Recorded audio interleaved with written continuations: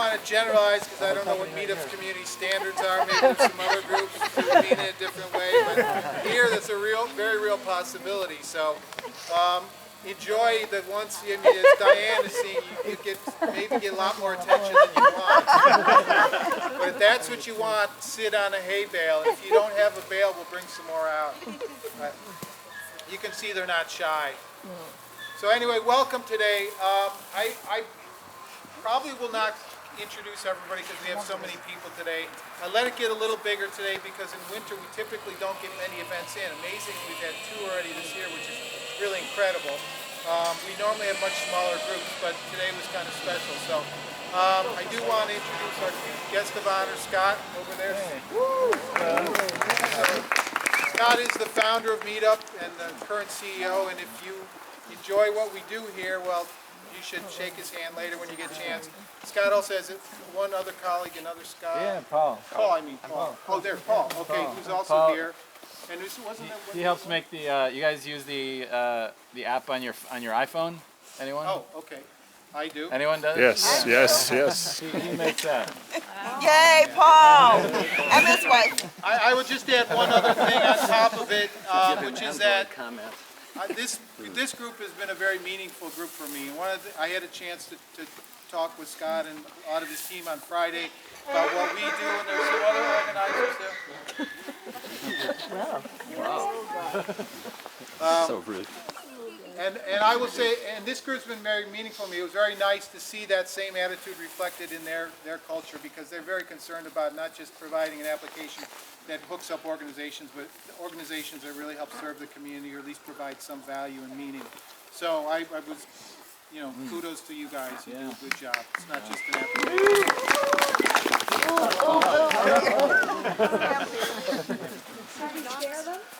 What's that? Did we start them? I guess we did a little bit. You can see they don't start like this. Is one of the different. I know there's some people here today who are familiar with horses. This is one big difference between a horse and a donkey. Horses are flight animals. They're geared. They evolved in flat plains, where they could outrun their predators. So they evolved a flight response to danger. Donkeys, because of the terrain they come from, which is Africa, in the Middle East, where the terrain is not always so flat and where their predators can often outrun them, they've developed a fight instinct. And so their response to noise and sudden surprises is to take an initial step but then to assess it. But at that quality, that is what makes them such, part of the reason why they're such calm animals and so easy to work with, because they don't frighten easy. You're not likely to get hurt. My daughter got a concussion riding a horse once because for whatever reason her horse got spooked, and no matter what she did, all her training, she could not control that horse. She finally had to jump off and cracked her. I feed them a lot. So they adapt really well. But they're basically desert animals. So they're used to eating very sparse vegetation. They've got big ears because one of the things they do is they spread out so they can cover more ground and eat more, get to more food, so they can hear each other over longer ranges. It also helps dissipate some of the heat, so that's one of the things that makes donkeys unique, are these big ears. That's why these are the long ear members of the group and you guys are the short ear members. So a lot of us donkey owners affectionately refer to them as long ears because of that trait. Okay. They also have spiky manes, which is a little bit different from a horse. Not so much with these guys. These are called standard sized donkeys. They do have breeds of donkeys, but for the most part, because the breeds have been mixed up and a lot of them are dying out, they typically just refer to donkeys by their size. So these are miniature donkeys. Miniature donkeys originate from the Mediterranean. Sicily and Sardinia, in fact, is where most miniatures come from. So they're actually Italian donkeys. And technically they're miniature Mediterranean donkeys, but we just call them minis or miniature donkeys. These guys fall into what's called the standard class. And these are on the large size, so they're large standards. They're also donkeys that get as high as and tall as draft horses and as big. So those are called mammoths. And but regardless of size, they all have the same nice, sweet personalities. Today, when we take them for a walk, one of the things you'll have to keep in mind is, one, they got these big ears, and they're very cautious animals. Like I said, they have fight instincts rather than flight, so they're always looking at their environment. And donkeys have a reputation for being stubborn, but it's not so much that, it's that they are very cautious, and they have a high sense of self-preservation. So today when we take them on a short walk, we'll go down the road and then down a real nice quiet country road. You might find times where they stop. And it's not that they don't want to walk, they're being stubborn, it's just that they've probably alerted to something they're concerned about that you're not aware of. So just keep that in mind, that's one of the traits.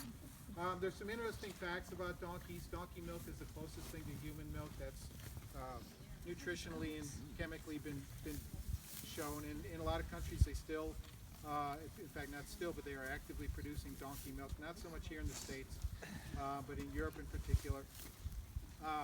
Donkeys are second to the camel in terms of their ability to go without water. They can go many days without water and still work. And then within 15 minutes they can rehydrate at the cellular level, which if we tried to do, we'd get what's called water toxicity and we'd die. They've been domesticated for 5,000 years. There's probably no animal, you could say perhaps the dog has worked harder, but in terms of actually sheer amount of work, there's no animal that's worked harder for man than the donkey. In the United States, they're mostly used as guard animals, as companions for other animals, and in some cases, a lot of cases, pets. But through many parts of the world, they're still the workhorse of the culture. And in a lot of places, they're worked really hard, so they don't live very long. Here, a donkey can live up to 40 and 50 years if they're taken care of well. And I expect all my guys to live at least 35, 40 years. So if you're thinking about owning a donkey, you actually have to think about your will and who's going to take care of the donkeys afterwards. So, does everybody have any questions at all? Want to jump in? Steve, Go ahead. All right, good. you have one old donkey, right? Old in comparison to the Yeah, others. that's Sweetie Pie. Fine. Right behind you. Oh, Oh, yeah. Right there. Yeah, Sweetie is 24. I'll introduce the donkeys in a moment. I hear a lot about the therapeutic effects of hanging out with a donkey. Well, a lot of their effects You know are that to similar be to a true? lot of other animals, but what makes donkeys a little bit unique is that, one, they are bigger. So, for example, if we've taken them to nursing homes and or places where people are in beds or chairs, and because they're taller, their eyes are already pretty close to the level of the person. And if you look at the donkey's eyes, the equine eyes are the biggest eyes of any land animals. They've got these beautiful eyes, and if you look at them closely, these gorgeous eyelashes. I've got some photos just of a close-up of donkey's eyes, and they're really beautiful. So one, they kind of, you can connect with a donkey that way. They're very calm animals, and so they just kind of impart that calmness on you and your environment. They just never are agitated or nervous or anything like that. So I call them stress sponges. They really act. She likes to rub it. They're unique especially for a lot of the seniors that are older. They might have come from agricultural backgrounds. We've had some positive experiences. I'll relate one from some friends up north in New York who do a similar thing. They brought their donkey into a nursing home, and they were making the rounds, and the nurse who was escorting him said, "Don't even bother bringing him in this woman's room. She hasn't moved. She's like in a fetal position." And either the person didn't hear or just decided to anyway. They brought him in, and the woman responded. She got up, and part of the reason was it triggered a memory in her. After several visits, she went from being in a fetal position to being out dressed in the hallway waiting for them to come. We've had similar responses. Flame, I'll introduce him in a second, but Flame's over there. We took her into hill. What's a Golden Hill. Golden Hill. Were you there, Rochelle? I think so. And Flame kept wanting to go with this older man who just seemed like he didn't want to have anything to do with the donkey. And I thought, because they brought them all in thinking they'd all be interested, and I thought, oh, this poor guy, he got dragged in, he didn't want to. So finally he kind of reached out, patted her as if to say, if I pet you, will you leave me alone? And I just thought, okay, I didn't quite know why she was so drawn to him, but she was, and then I just thought, okay, that's all that I observed. So later on in the week when I had a follow-up call with the recreation director, she said, oh, when your donkey went up to John, that was amazing because he never interacts with anything. That was like the highlight of our call this week with the family, So I'm not sure that other animals, dogs and all that, don't do the same kind of thing. So in that sense, they're like a lot of other animals. They're interacting with a nice, soft, warm, non-judgmental animal is a nice thing. But they are unique. They're farm animals. They're a little different. The novelty of them. I don't know if that's a good answer or not. That's a great answer. Thank you. What What's the difference between a donkey and a mule? Okay, so donkeys are part of the equus class, the equine. So donkeys, zebras, and horses are all part of the same class. They can breed amongst each other. So when you breed a horse and a donkey, you get a mule. If you breed a zebra and a donkey, you get a z-donk or a zonkey. Okay? But they're sterile, so they can't reproduce. Okay. So mules are actually considered smarter and stronger than their parents. So mules are bred primarily as work animals. So let me introduce. So these two are females. Are what they call genets. A female donkey is called a genet, like a horse female is called a mare. This is Susie, and she's the mother of this one. I got her from some folks who rescued her from when a lot of equines aren't wanted, they end up going to auction, and often the result of the auction is they get bought by meat producers for dog food or other purposes. So these two, that's what their destiny was, and fortunately this woman rescued them, and then I was able to provide a permanent home for them. So they're wonderful animals, and it's a shame that it happens, but unfortunately too many people breed them, or they just don't have the same feelings about them that I do and a lot of you do. So anyway, this is Susie. She's 11, we believe, and then this is her daughter Cinnamon, who we believe is 6. I've got 3 males. The male donkey is called a jack, and since they're asses, that's where the term jackass comes from, and that's why I'm the chief jackass, and it's a complimentary term. So feel free to call me that anytime. I grew up my whole life being called that, and I never knew that was like that I thought people meant something mean by that. And now I've come to find out that they really like me. They really like me. Anyway, but I don't have any true jacks at this point. I've got what they call in England or the UK or cut jacks or geldings. They've been castrated. Otherwise, they would not be behaving so well. Donkeys, when male donkeys, jacks, when they're mixed with females, often are subject to getting DUIs, which is a donkey under the influence. They get very single-minded and can be almost dangerous in some cases because you can't always get in between them and their goal. So these are all, I've got 3 males that have been gelded. So male donkeys have been fixed, they're called geldings. So this guy here is Flint. He is 3 and a half right now. This is Romper and Stomper. They are half brothers. They've got the same father but 2 different mothers. They're only a few days apart. They've never been separated. Donkeys tend to bond in pairs, although they don't always. Flint is not bonded with anybody. He's very independent-minded, and so is Susie over here. This is Susie. She's, we think, around 8 or 9 now, but we're not sure. She might be younger, I think. She was used as a guard animal. Donkeys have an aversion to canines, and they're very effectively used, especially at this size. Not so much this size, but they used her for that anyway.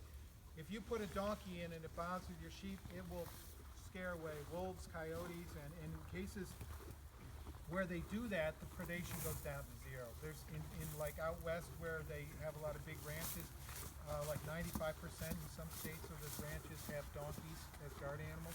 So she was used as a guard donkey, and I think that's part of the reason why she's developed a little independence. So the white one over there is Indiana, Indy Space Anna, and this is her daughter Dakota. Okay, now she's 2 and a half. She's full grown, but she's just very petite. And then this one over here is Sweetie Pie, as I already mentioned. She's 24. She was bred by accident when she was 21, and she had this beautiful girl over here, was Flame. Flame is 3 and a half as well.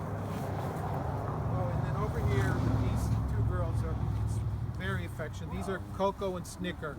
They've been together since they were foals, so they're very closely bonded as well.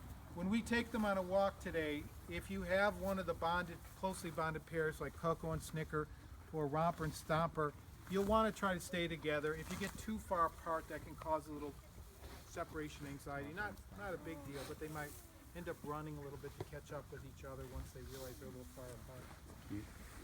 So, any other questions or thoughts? Do they ever get along with canines? Yeah, sure. My dog used to live in here until he got kind of blind and so on. So I don't keep him in here anymore because I'm afraid he could get accidentally kicked. You'll see, as you've already seen, they use their legs quite a bit to communicate with each other. And most of it's a bluff, that, you know. But when they play with each other, they'll kick at each other. They never hit. It's kind of like two sparring boxers, kind of shadow boxing with each other. They just seem to know how to get their heads out of the way. Every once in a while, they'll kick each other in the side if they're getting territorial about their food.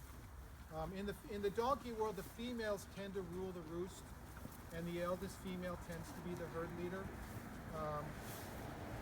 So when it comes to food, usually the females, if they really wanted to, they would chase the boys away, and the boys would get second. But the boys are pretty chill about everything. They don't care anyway. It's like, okay, I'll hang out, and I'll get some hay later. You know, why you're doing this and how what sort of effect it's had, you know, for people, where, you know, what you want it to be. You want it for the new people here. Do you want to share any of that? Well, I was invited to talk to them with a couple other really good projects that were also involved with Meetup, and one of the things Scott asked, because he's very concerned in his company that the folks understand that what they're doing has value and continue to focus on that. And I know I worked for IBM for many years, and after a while you feel like a cog in a big machine, right? But their company really, I think, does some good stuff, and what they want people to feel that way as well and be motivated, and I was happy to share. So basically what I said to them, if I remember, and correct me, Scott, if I forgot something, but one, the donkeys are catalysts, but my members are what makes the group what we are. Typically, once we get going in a hike, the donkeys are there and people enjoy them, but a lot of times they end up having conversations with each other, and the donkeys kind of are still there at the end of the hike. But so I always say thank you to my members. It's always meant a lot to me. What other things did you want to? No, that's perfect. That's perfect. Okay. Thanks. I didn't expect this group to grow as much as it did when it first started out. Michelle was with me on one of our first walks, and we had a couple people. And Marge, yeah. The donkeys here are also, we call them the little braids of sunshine, the minis anyway, and they're used as you know, donkey ambassadors. We take them to places, schools and nursing homes and things like that. And so we were training them and getting them more socialization. And as a result of that, somebody did an article about us, and then that woman who did the article suggested I form a Meetup group, and I didn't even know what Meetup was. And I thought, well, maybe I'll get a few members, you know, a few more volunteers, and it's turned into 350 people. And I probably put more of my time into this now, but it's worth it for me because it feels really meaningful. I know for a lot of people it's a social thing, but I know some other people have gotten some really nice things out of it too, and that's what makes it worthwhile.